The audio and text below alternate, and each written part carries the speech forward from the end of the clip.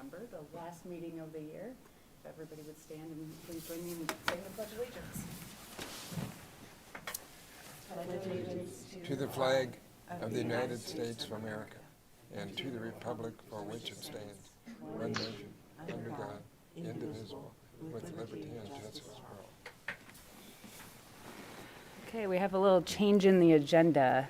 Apparently, Phil has some important business to take care of tonight, so we are going to switch Scott and his update to have Phil first. So with that, is there any public comment? All right, seeing none, we'll move on to the consent calendar. I move we approve the consent calendar. Second. We have a motion and a second. All in favor? Aye. Any Aye. opposed? Any discussion? Just for clarification, I'd like to make sure we say that we're approving the November 15th, 2023 board meeting minutes, the November 28th special call board meeting minutes, the district monthly financial statements, and the agency payables as submitted, As part of the consent calendar. as part of the consent calendar. Thank you for that Good. clarification. So, all in favor, we have a motion, we have a second, and any more discussion? Motion is approved for the consent calendar. And now the executive director's report. Thank you, Commissioner Metz. The first up would be Phil Boyd with Welch Gomer to give a Atlas Project update. Thank you, Tony, Chairwoman Metz, and commission members. I think we need to go back in time to 2018 and start all over just so that you can miss your game. No, I'm just kidding. That's a heavy lift. He's going I was against going to Egg again. ask about how the signage is coming, but I won't. I could hit that if you'd like. No, we're just kidding, Phil. We can be Thank you.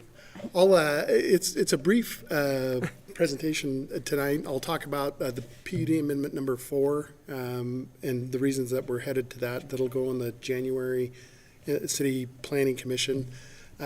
Area 18 and 19 alley, just a little update there, and then Phase 2 and Phase 3B earthwork.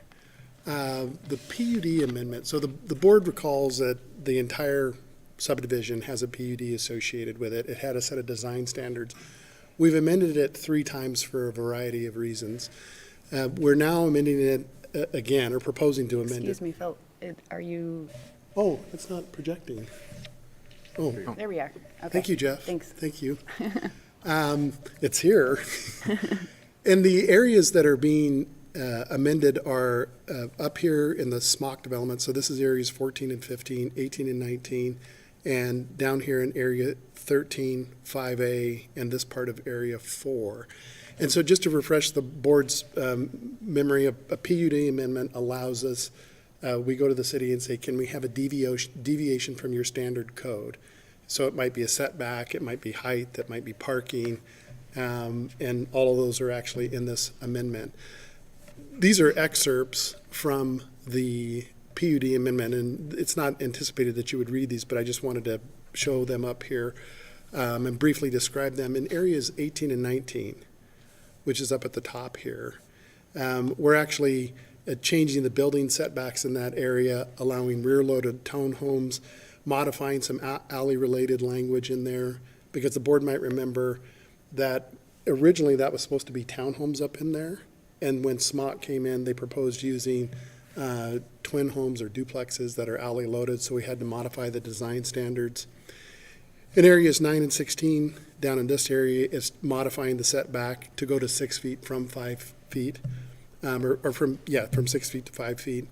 And then in area 13, which you just sold, that sale happened before this PUD amendment, but they need this PUD amendment to accomplish the things that they put in their proposal. So they purchased it at risk, but we had floated it, and the proposed deviations are not significant. The building height increases from 45 to 53, so there's some minor things on area 13. And then in area 5A, which is in this area here, one of the big things we've run into over and over with this parcel is parking. And the code, and we never asked for a deviation for residential parking. we asked for a deviation in the original PUD for food and beverage parking, because there's street parking in here and there's a large parking lot over here. So we asked for a more urban design standard for food and beverage parking. Well, one of the things we heard over and over again that has impacted the marketability of this parcel was the ability to park it and achieve the density we're after. Because remember, we've been pushing density on this parcel. So Heartland went out and looked at these two parcels to determine what their parking usage actually is based on the product mix they have there, which are a lot of one bedroom, not a lot of two bedroom. And so we're going to the Planning Commission to ask for a parking mix that is essentially the Midtown parking standard. So in Midtown, there's an overlay standard there that allows you a lower density of parking. So for instance, a one bedroom doesn't need 1.5 spaces, it needs one space. So that's the PUD amendment that we're proposing in January at the Planning Commission. Any questions on that? Okay. This is just more of a status report for the board. This is the area 18 and 19 that the Smocks have purchased. That still remains to be closed. Their idea was to use an alley in here, and we've been working on redesigning this section of the alley, or putting an alley in there. And so this will advance its way through the city. It also has that sewer line in it that I talked about last month. So this is kind of marching along as well. Just a few updates on what's been happening out there. If you've driven by, you might have seen these and wondered what the heck these are. And this kind of goes way back to actually probably 2018 or 2019, when the market was very different and we were really driving density. And as you guys might know, stormwater swales can take up a massive amount of real estate. And when you have expensive real estate, it's not the best use of the real estate, especially when you're trying to drive density. We researched this product, Hill. These are actually called R-tanks. And there's this engineered soil that goes on the top that has a very high permeability rate and very high treatment efficacy. And then the water ends up getting treated on top, goes into these and gets stored. And what it's allowed us to do is really shrink the footprint on, instead of having a swale that might take up this whole area here, it's those two little portions of it. And you don't end up with roadside swales either. So it's a nicer looking subdivision. The board might remember that we went through a real significant economic analysis to determine, can we spend more money on building this and still make more money selling the real estate? And that's what we demonstrated back in 18 and 19, and it's only gotten stronger since then because real estate prices have gone up. So if you were out there recently, this is up on Heartwood and Topsaw, the north end of the site. 2B utilities, the Topsaw water services are all complete. The Heartwood sewer extension, which is this piece right here, which is actually right here, you can see being installed here. And then we anticipate the alley sewer in 18 and 19 will start in January. And then the last thing here is the earthwork. If you happen to go by the site, you might have saw earthwork happening out there. This is an example of the positive impact of the long-term relationship we've had with the contractor, La Riviere. You might recall that the earthwork pricing we got in 2021, and it was pricing associated with scrapers, which you can move very high volumes of material.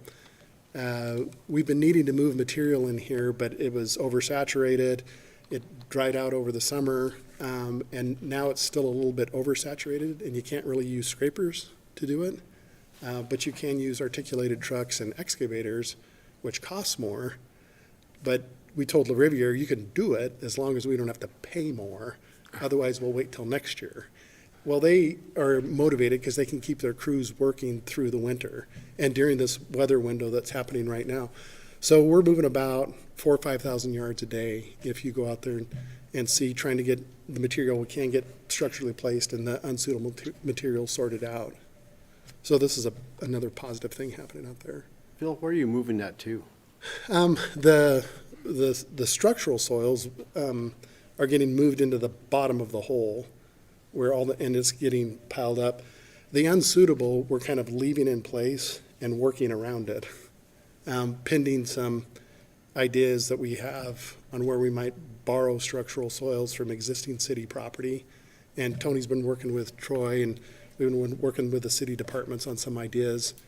If there's city property that we might borrow from, bring the structural to this side, and then take the unsuitable back to that city parcel that would not be developed. So what's the percentage of unsuitable that you're seeing there? Right now, it's about half and half. Okay. So there's about, and this is an estimate, we think that there's 30,000 yards of structural and 30,000 yards of unsuitable. I don't have in here the Phase 3 layout, but if you remember the Phase 3 layout, there's that cottage court, that green space in it. That's the one spot we're planning to put a bunch of the soil, unsuitable soil, but You mentioned that last month, Yep. and I was just curious Yep. how much you're going to have of unsuitable, because that's not that big of a space if you've got a huge amount of unsuitable. it's not, and so one of the things that will happen is if we can't find a good place for it to go, we can end up adding structure to the unsuitable soil using GeoGrid. And so, but we don't want to do that because that causes the price to go up. So we're doing everything that we can now while the weather window hits, while we're doing it economically. And Tony and Chris and Commissioner Meyer and I were having a discussion earlier about being able to find structural soils that might be available out there. So if you have structural soils, call me. We have a place for them to go. And so that would allow us to bring this up to grade. Okay, thank you. And then this is the schedule I presented a few meetings ago, pretty much still on track without getting into the details, looking to be in June and July when we would be done with the work out there that's currently been authorized by the board from a budget standpoint. And just a note on the budget, the board authorizes certain funds to be spent. We have a scope of work. We negotiate a price with La Riviere. You guys allocate funds for it. And then without a doubt, things change within there, but we track the budgets very closely every 2 weeks. We work with Tony, and we're all within the current funding authorizations, and still will be able to complete the project barring any unforeseen circumstances. So it looks good now. We'll be finished in July, should be on budget, and we'll be able to wrap things up. So that's my short report. Thanks, Glad to Phil. answer any questions. Any questions for Phil? Thank you. Okay, thank you for putting me on early, and Merry Christmas. Yeah, Merry Christmas. Go Zags. Okay. And now we, go ahead. Next up is invite Scott Hoover, CPA, to come up and chat about the fiscal year 2023 audit. Good evening, everyone. Welcome. Evening. So, here to present the results of the audit. Completed the audit, met with the Finance Committee last Wednesday, and we, as we do every year, we went over the financial statements in a pretty good level of detail. So tonight, I'll just be brief and just present the audit opinion. In my opinion, the financial statements are fairly presented in all material respects for the fiscal year ended September 30th, 2023. I conducted my audit in accordance with the relevant professional standards. That's governmental auditing standards as well as auditing standards of generally accepted auditing standards in the United States. Just highlighting here the main audit report. Management takes responsibility for, as you all know, for its own financial statements, and that includes having a system of internal controls that is properly designed and implemented to prevent or detect material misstatements in your financial statements. And then my responsibility as auditor, again, is just to perform the audit in accordance with the professional standards, to maintain my independence, to gather enough evidence and perform enough tests and analysis to be able to form an opinion that the financial statements are in fact free from material misstatement, and they are. That's pretty much a synopsis of the main, the first audit report.